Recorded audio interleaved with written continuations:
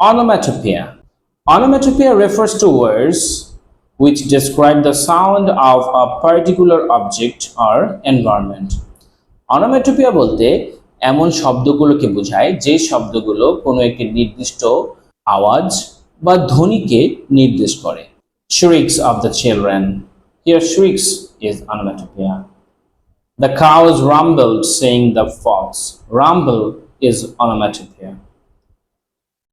Effect.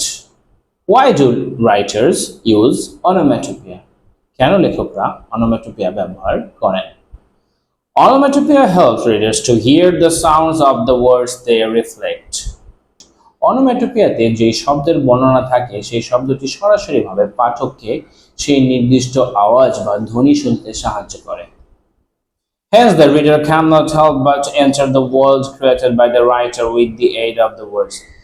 এই শব্দগুলোর সাহায্যে পাঠকরা লেখকের তৈরিকৃত পরিবেশে প্রবেশ না করে পারে না।